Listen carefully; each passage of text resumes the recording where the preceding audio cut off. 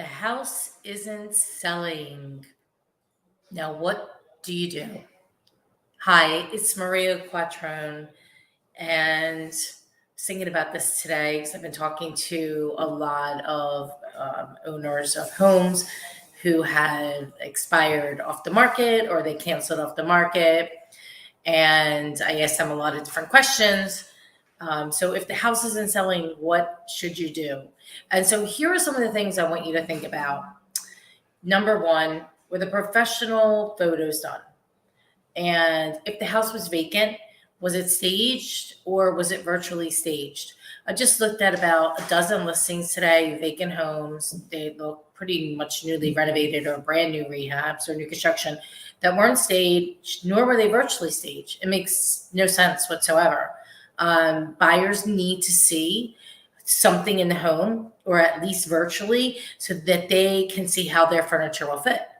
Most people don't have good imagination and they don't understand the spatial how where your bed would go or what it would look like, or even though it sounds pretty basic, from doing this for almost 2 decades, I hear it all the time.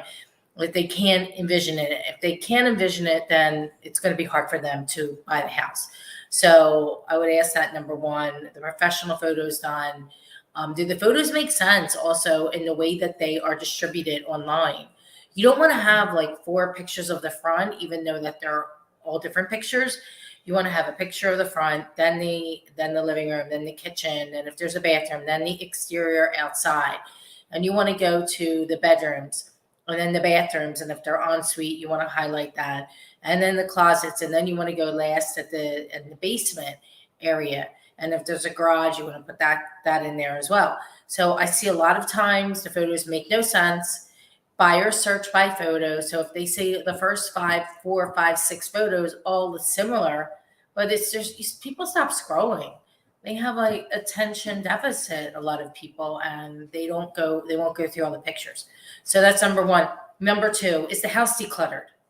I stress this, unless it's going to be a house that's going to be bought as an investor to rehab, or there's a tenant in it, and it's being sold to another investor. If it's not, it's a residential property resale. Has the house been decluttered, or is there stuff everywhere?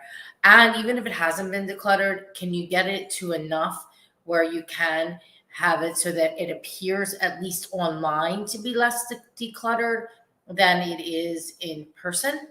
At least this way, you can get people into the property. If they don't see the value online, they're not going to make an appointment to come into the house. The third thing I would say is the listing description. It's really important. I noticed that most agents do not write the description as if you do not live in the town we live in. So wherever you live, in this case, for this video, we are in Philadelphia.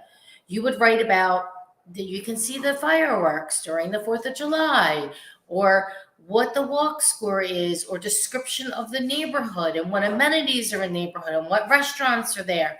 People that are moving here from Chicago or LA or Arkansas, they have no idea what's in the neighborhood, what's going on. And I rarely see the listing described as a lifestyle.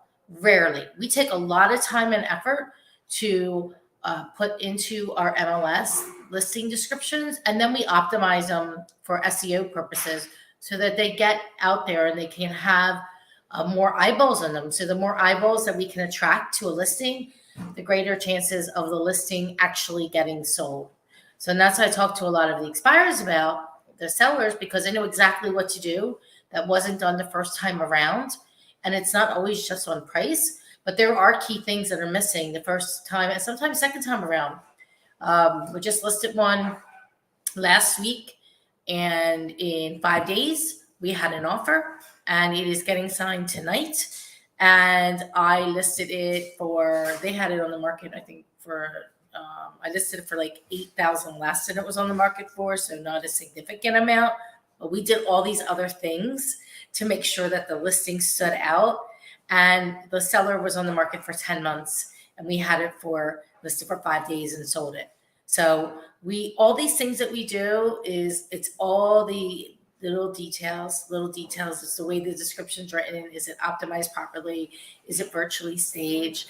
Do you have, the next thing I want to talk about is the house have a home warranty. Every resale house should have come with a home warranty.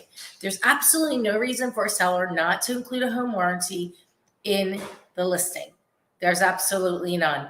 First of all, unless it sells for the asking price, it doesn't have to come with a house. Number two, if it does sell with the asking price, that's a high quality problem to have, and it's only like $500.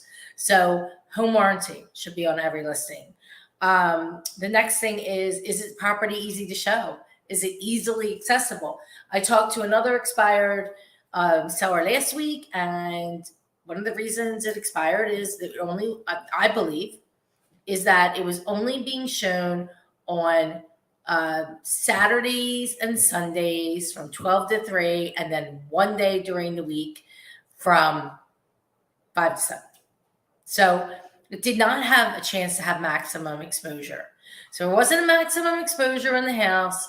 So that property, another one expired. We're putting that back on the market. It's going to get cleaned after the tenants moved out next week, and that's going on the market the following week.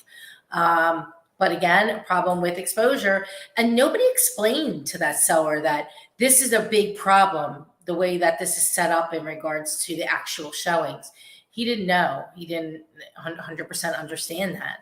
I explained it to him, explained exactly what we were going to do to get sold, how we're going to virtually stage it. House will be deep cleaned, and we'll get that back on the market at pretty much very close to the price it was already on for. I think we're just adjusting it just $5,000. So that we can be at a price point that will attract more eyes to the property. So that is another thing. Next thing, doesn't have a lockbox. Unless it's like a really special property, super high end, not having a lockbox is a major, major problem. Meeting agents at a property, unless it's new construction or a commercial property, or like I said, a high-end listing, is not ideal for the regular listing. It is problematic. You're not going to get maximum exposure. You can't line up the seller schedule, the buyer schedule, the listing agent schedule, the buyer's agent schedule, all way too much. And that property is not going to, it's going to be having a very, very difficult time selling. Another thing that happens in Philadelphia, the square feet.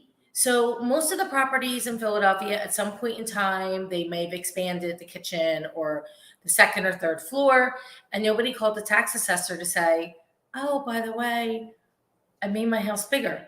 So a lot of times, I saw one today, 3-bedroom, 2.5 bath, listed in the MLS for 952 square feet.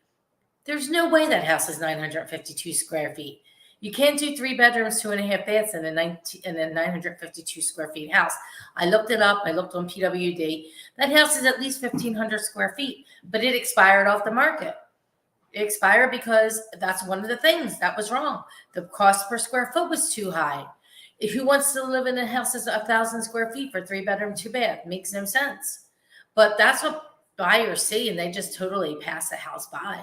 So looking at the square feet, making sure that's right. Again, the attention is in the detail when you're selling and listing property. Wherever it is extremely important that you look at every single thing.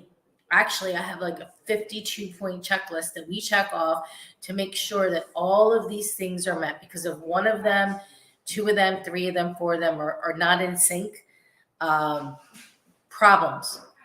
And the problem may be that the listing doesn't sell and we can't afford to do that. So we're going to make sure that we have everything in line. The next thing is, okay, there's 3 things in real estate: location, price, and condition. Does the price match the location and the condition? And it's just not always about price. It's about these other things. So we cannot pick up the house and move it.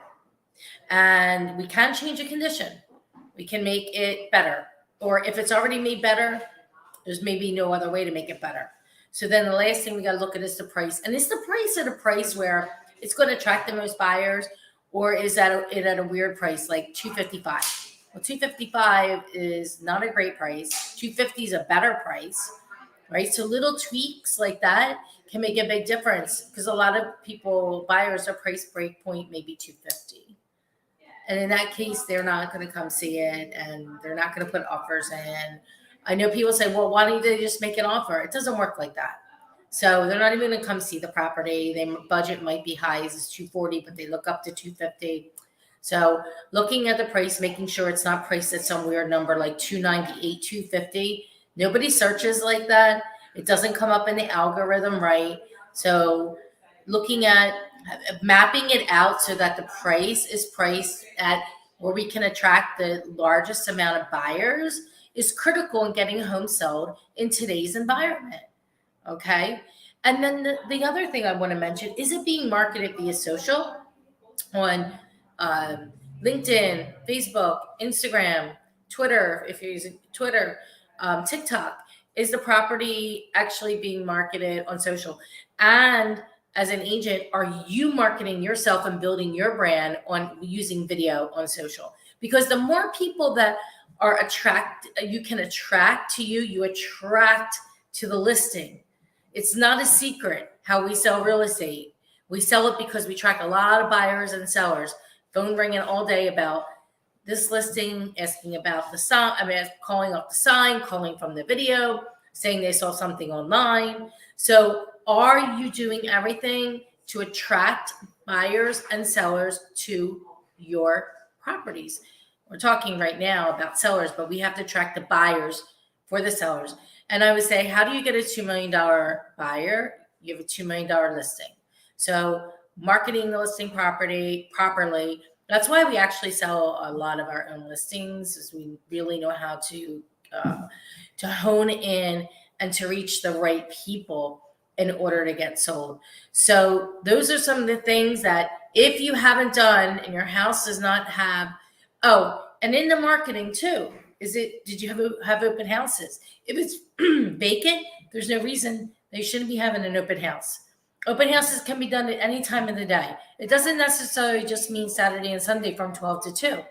They can be at any time, at any time at all if they're vacant. And if they're occupied, they also can be done whenever it works for the sellers.